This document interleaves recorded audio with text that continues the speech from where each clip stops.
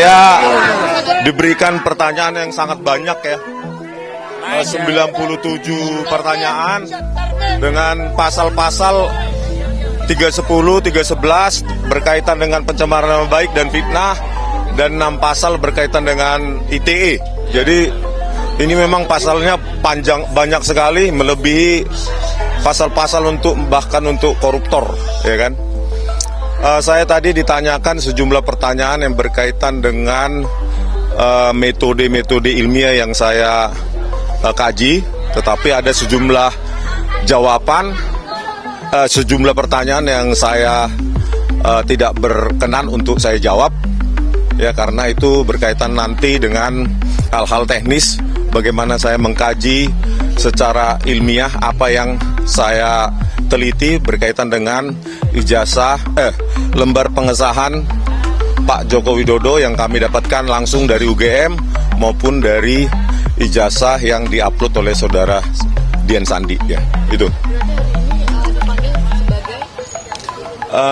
Sebagai terundang, memenuhi undangan klarifikasi, ya. Belum terlapor. Klarifikasi tentang berkaitan dengan pelaporan oleh Pak Joko Widodo, ya, pada tanggal 30 April, ya, Pak. 30 April 2025. 97. Ya, naik ya. Tadinya 70, naik 97. 97 totalnya, ya. Pertanyaan banyak sekali. Iya. Iya. Iya, terkait dengan akun X saya juga, ya, akun X @sianiparismon dan akun diskusi saya dengan Pak Roy Suryo di Diskursus, ya, di Diskursus.net. Berikut juga dengan sejumlah video saya di akun saya di Balige, akun YouTube Balige Academy, di mana saya mengkaji, menganalisa lembar pengesahan dan skripsi, lembar pengesahan skripsi dari Pak Joko Widodo, ya, terkait dengan algoritma yang saya gunakan, metode, ya. Jadi saya, ya, terangkan sedikit yang dibutuhkan gitu, Pak. Bukan menjadi terlapor. Nah, ini sebenarnya terlapornya di siapa, sudah diungkap apa belum dari penyidik Polda Metro Jaya? Belum ada, ya, masih dalam tahap diselidiki sepertinya siapa terlapornya.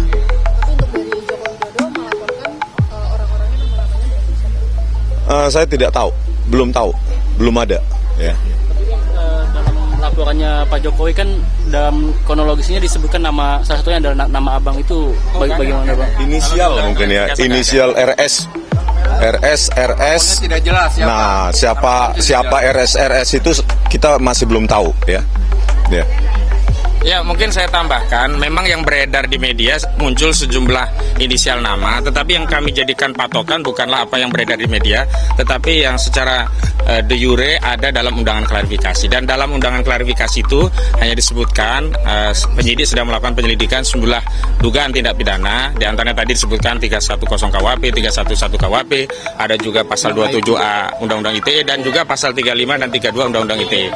Berkaitan dengan peristiwanya juga belum jelas, hanya disebutkan di 26 Maret 2025, dan juga tidak dijelaskan siapa terlapornya. Hanya memang kalau pelapornya jelas disebut IRH Joko Widodo, begitu.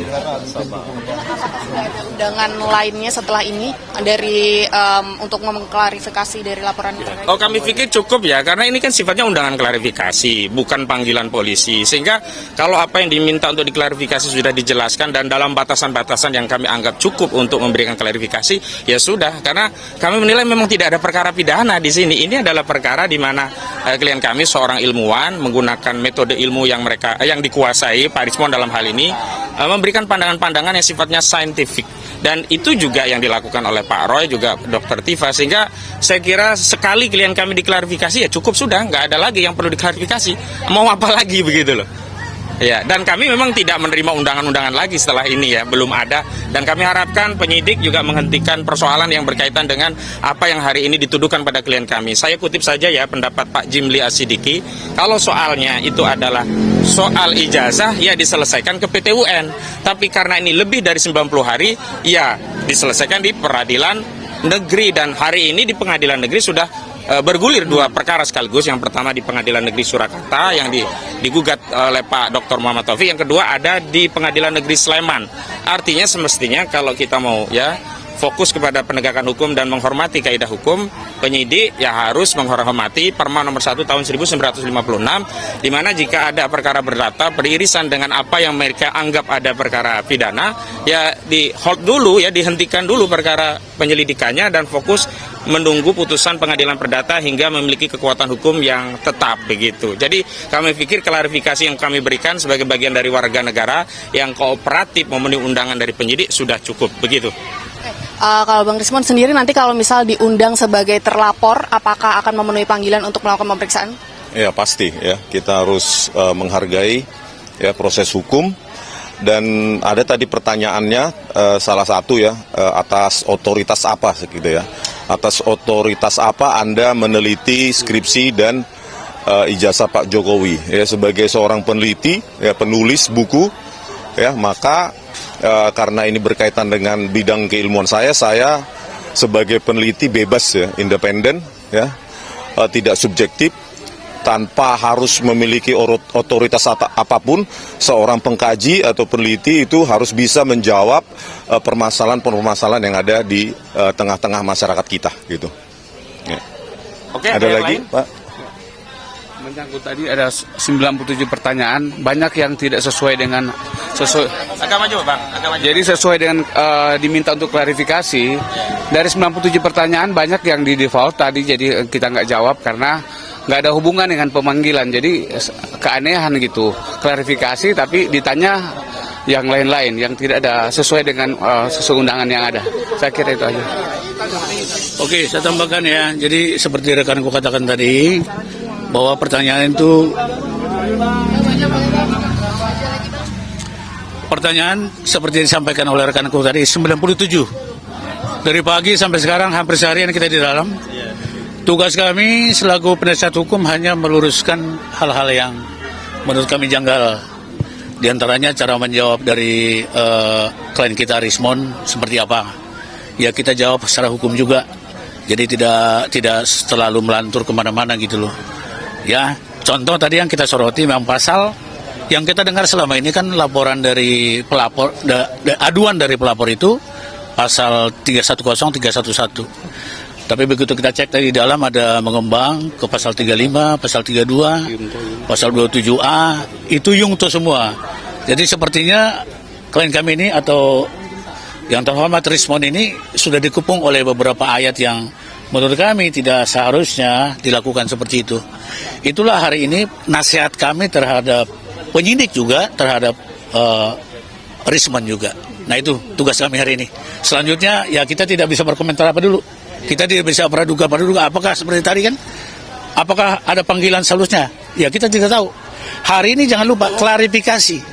Jadi hanya klarifikasi. Ada pertanyaan kepada klien kita Rismon, ya diklarifikasi. Kalau nggak benar ya kita katakan tidak benar. Contoh kan awalnya kan video 28 April 26 itu. Itu tidak berhubungan dengan klien kami ini. Bahkan klien kami ini Rismon, Cipa dan Roy itu ada di Jogja. Nah, jadi kita kalau bersumber dari itu sebenarnya semua pertanyaan itu tidak perlu dijawab. Nah, itu kasarnya begitu. Tapi alangkah baiknya kooperatif sekali rekan kami atau klien kami Rismon hari ini. Sangat kooperatif. Menjawab apapun dijawab.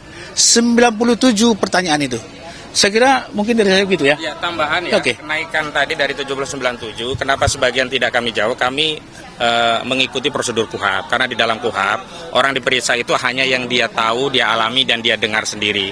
Sehingga ketika ada peristiwa-peristiwa yang dipertanyakan kepada Pak Rismon yang tidak dialami, dilihat, dan didengar sendiri, tentu hak klien kami untuk tidak menjawab, dan justru juga kewajiban klien kami untuk tidak menjawab. Karena apa? Kalau memaksakan menjawab peristiwa yang kita tidak ada dalam peristiwa itu namanya dusta. Begitu ya? Iya. Dan nanti testimoni the auditu tidak bernilai. Iya, betul. Cukup ya. Terima kasih ya. Ya. Oke. Mohon doanya ya buat Pak Rismon. Ya semuanya. Ada yang ini ya. Nama-nama. Oh iya ya. Ya, sampai. Oh, sama Pak Peter sih. Jujur. Iya.